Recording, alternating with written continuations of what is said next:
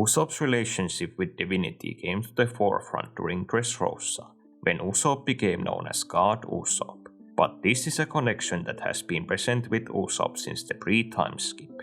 The words God Usopp are actually something first uttered by Usopp himself back during Skypiea when he was fighting Enel, though Usopp was not knowingly referring to himself here.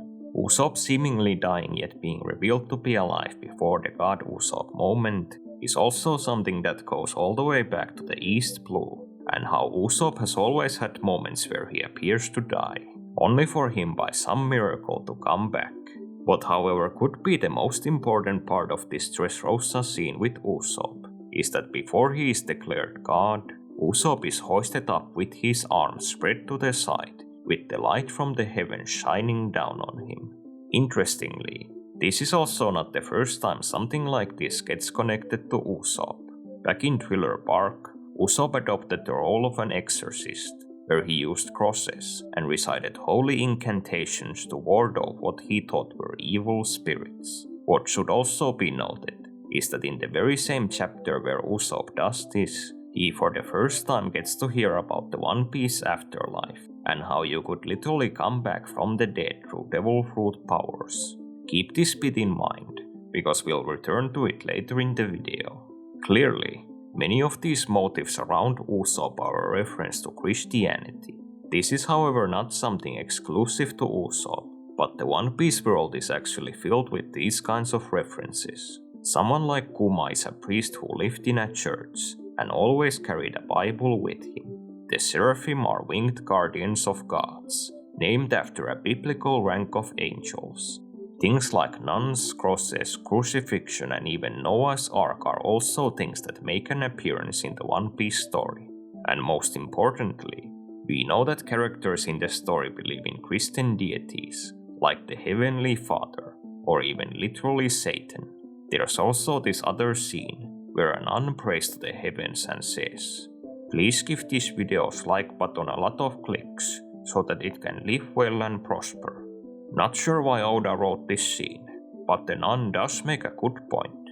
All these cases could however not just be random moments of inspiration, but direct setup for one of the most powerful devil fruits in One Piece that the story has been reserving for the final saga.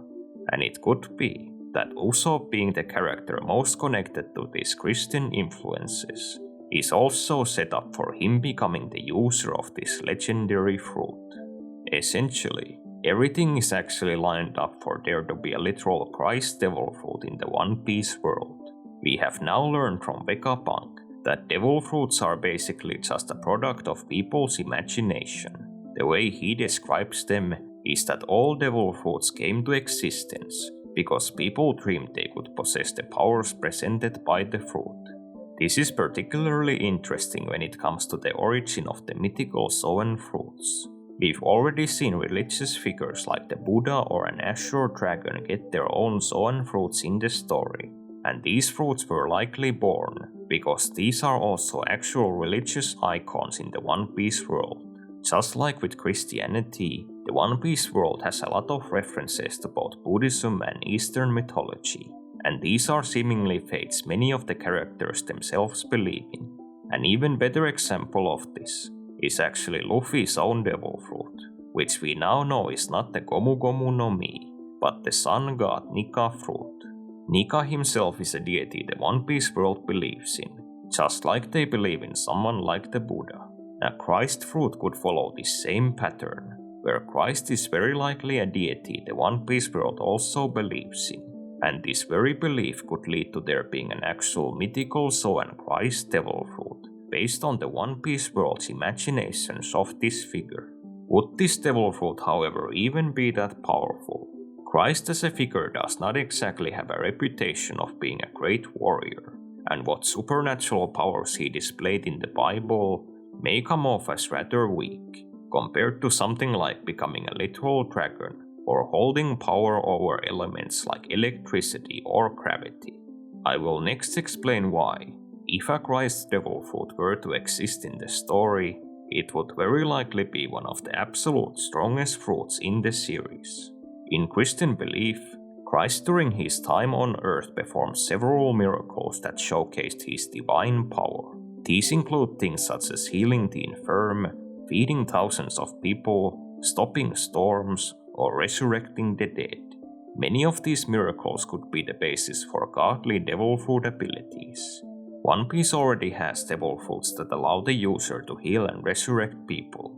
A Christ devil fruit could, however, possibly be the ultimate level of these types of powers. This is because many of the other fruits in the story come with a price for these abilities. When Big Mom heals herself with the Sorcerer no Mi, she has to sacrifice her own lifespan in doing so. Likewise, when Moria brings back the dead with the Kage Kage no Mi, he is only able to bring the body back without the soul or the personality of the original person. Based on the miracles he performed in the Bible, however, Christ never demonstrated any drawback to his abilities. In the One Piece story, this could mean that a Christ devil fruit could heal and resurrect others with the only price being the usual stamina cost that comes with devil fruits. Perhaps the most interesting ability the human fruit model Christ could grant the user is a counter to the greatest weakness of devil fruits, which is water. No matter how strong you are, all devil fruit users get weakened when submerged in water. A Christ devil fruit could, however, protect the user from this happening. As seen in Christian scriptures, Christ had the literal ability to walk on water, even beyond countering the natural weakness of devil fruits. It goes without saying how useful an ability like this would be in a water world like the One Piece planet. Furthermore, we've recently discovered that the whole One Piece world may sink in the future. If this happens, it could make the Christ devil fruit even more powerful compared to almost every other fruit in the story. The potential power of a Christ devil fruit could, however, go even further than this. It could very well be interpreted in Christian mythology that Christ was only ever showing a hint of his true power.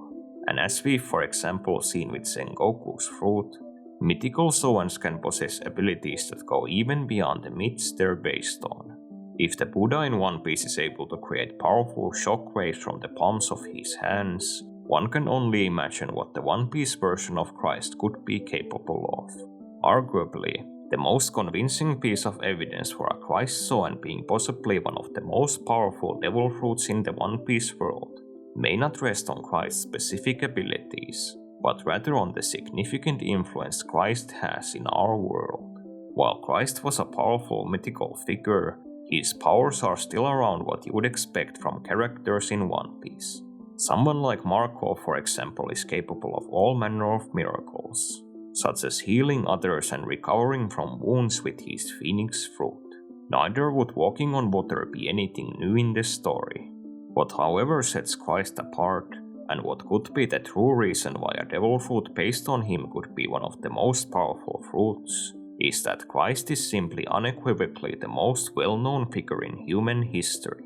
This is actually very important, as this kind of historical significance is something that has always been very relevant in One Piece. It's not really a coincidence that among all the characters, Blackbeard, who is the potential main villain of the story, is based on the most well-known pirate in history. Another example would be someone like Vegapunk, who is the greatest scientist in the One Piece world, and he is also based on the most well-known scientist from real life. If One Piece were to introduce a devil fruit that would allow its user to transform into Christ, it could very well follow this trend, and the fruit would be one of the most powerful fruits in the story, simply because Christ is someone everyone knows about. This is something that also wouldn't get lost even though One Piece is a Japanese story. And this is actually something that makes the future introduction of a Christ fruit more likely. In Japanese media, such as other manga and anime, Christ and Christianity are often used as the source of ultimate power. To the Japanese, Christ is in many ways viewed the same as someone like Thor is in the West, where he's an interesting and exotic mythical figure, and depicting him in media isn't exactly considered controversial. In a way, if One Piece were to write its own version of Christ into the story, it would only be following a tradition already set by the medium.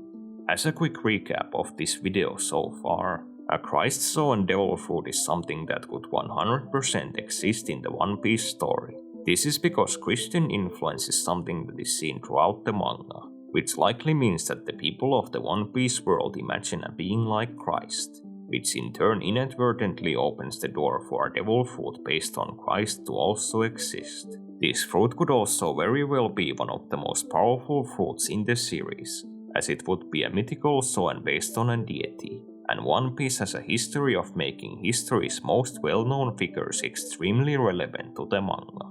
Now, finally, let me go over how powerful Usopp could become if he actually ate a devil fruit like this. Essentially, it could well make Usopp break the power structure of the Straw Hat crew. As evidenced by Luffy himself, mythical Zoans are some of the absolute strongest devil fruits in the story on average. This is also even the case if they are eaten by weaker characters, where for example, something like Orochi's fruit allowed him to escape death several times over, and Orochi arguably also showcased no great talent in using his fruit. As evidenced by characters like Sabo and Kaku, if the fruit fits the user, they can also become very good at using it very fast. This is noteworthy, because a Christ Zoan could in many ways be a perfect fit for Usopp. As brought up earlier in the story, one of Usopp's go-to tactics in combat has always been to play dead, then to surprise his opponents after they're shocked that he is still alive. A Christ Devil Fruit could be the ultimate form of this strategy, where Usopp could be clinically dead, where even characters who would use observation haki would think that they had finished him off, only for Usopp to take them by complete surprise by literally resurrecting himself. For an example of what this could look like in practice, you could think of something like Izanagi from Naruto, where the character completely rewrites reality to make themselves return to life. While Usopp would not be literally rewriting reality, it might very well seem like it to whoever he is fighting. Usopp's core fighting style has always been the use of subterfuge. Basically, Usopp wins most of his fights in the story through tricking his opponents, and this might not have to change even if he were to become a bona fide god. Consider for example Christ's ability to walk on water. Usopp through this ability would have the advantage against most other Devil Fruit users, where he could for example decide to fight them on the open sea, where one wrong move from his opponent could result in Usopp's victory. Still, perhaps the true benefit of walking on water and the Christ Fruit as a whole would actually be outside combat. The One Piece planet is a world made up almost entirely of water.